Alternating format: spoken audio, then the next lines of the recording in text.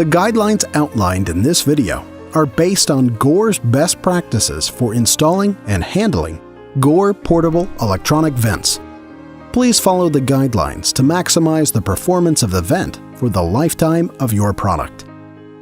For more detailed information, refer to the procedures outlined in the installation and handling guidelines for portable electronic vents, available at the following website: gore.com/portableelectronics.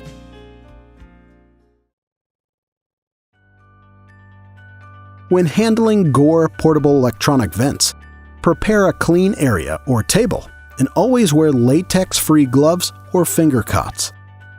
Also, avoid contact with rough surfaces and keep all sharp or jagged items away from the active venting area. Any damage to GORE vents, such as scratching or puncturing a hole in the active venting area, can affect the overall performance of the vent in your device. Avoid direct contact with the active venting area or adhesive ring on the liner. Although all GORE vents are 100% quality inspected before shipment, please inspect all parts upon receipt. If you suspect your parts are damaged from shipping, such as a hole in the vent or it is lifted off the liner, notify your local GORE representative immediately.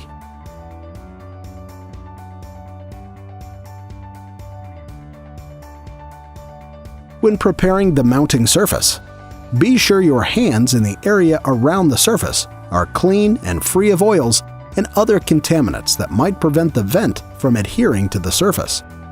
Next, it is recommended to clean the mounting surface with an appropriate cleaner that will not leave a residue, such as isopropyl alcohol. Be sure the mounting surface is completely dry to ensure the vent will adhere to the surface. The surface roughness of the mounting area should not exceed 0.4 micrometers raw, per the American National Standard ANSI B46.1. Then, inspect the mounting surface for defects, such as nit lines, parting lines, and flash.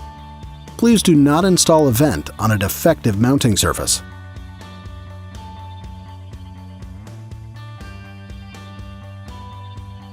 Be sure to use blunt-edged tweezers to remove the vent from the liner. Do not use pointed tweezers because they can damage the vent. With the tweezers securely in your hand, gently lift the edge of the vent and slowly remove it from the base liner. Be careful that you do not grab the pull tab when removing the vent from the base liner. Be careful not to touch the active venting area with the tweezers to ensure that you do not scratch or puncture the membrane. Please do not install a damaged vent in your device.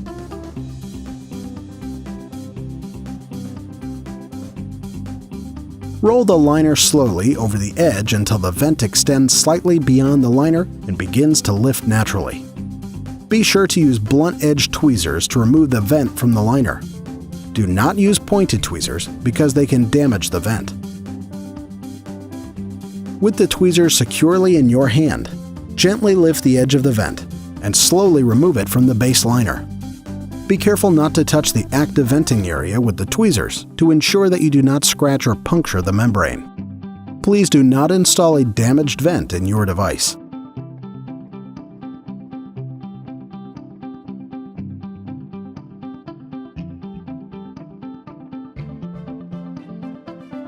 Gently tear the liner on the perforation to separate the liner from the vent. Be sure to use blunt-edged tweezers to remove the vent from the liner. Do not use pointed tweezers because they can damage the vent. With the tweezers securely in your hand, gently lift the edge of the vent and slowly remove it from the perforated liner. Be careful not to touch the active venting area with the tweezers to ensure that you do not scratch or puncture the membrane.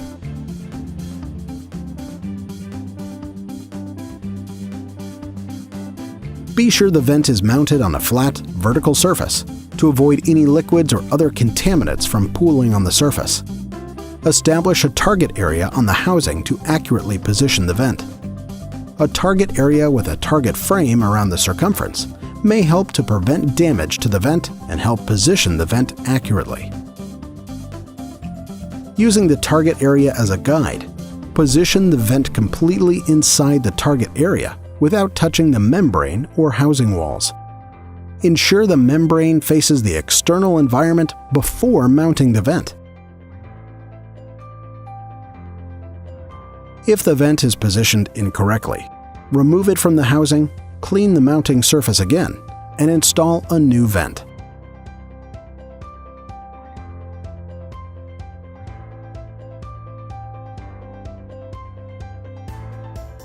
To seal the vent to the housing, apply light finger pressure of 3 to 5 psi, 0.21 to 0.34 bar, perpendicular to the vent for 5 to 10 seconds to the adhesive area of the vent only.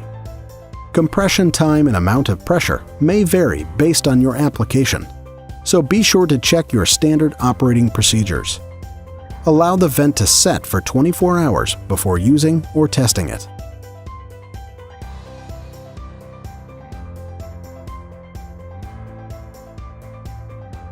Be sure to use blunt edge tweezers to remove the pull tab from the vent.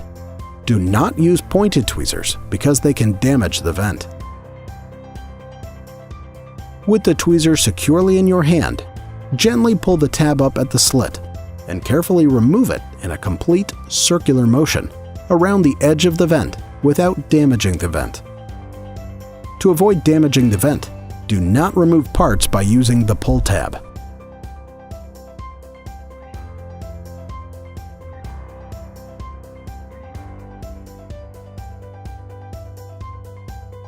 Be sure to use blunt edge tweezers to remove the pull tab from the vent.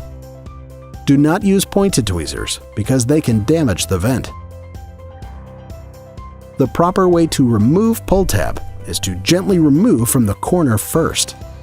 With the tweezer securely in your hand, gently pull the tab up and carefully peel it back off the vent without damaging the vent. Dispose pull tab appropriately to avoid any issues on the vent and around the housing. If removed in a fast motion, it may damage vent.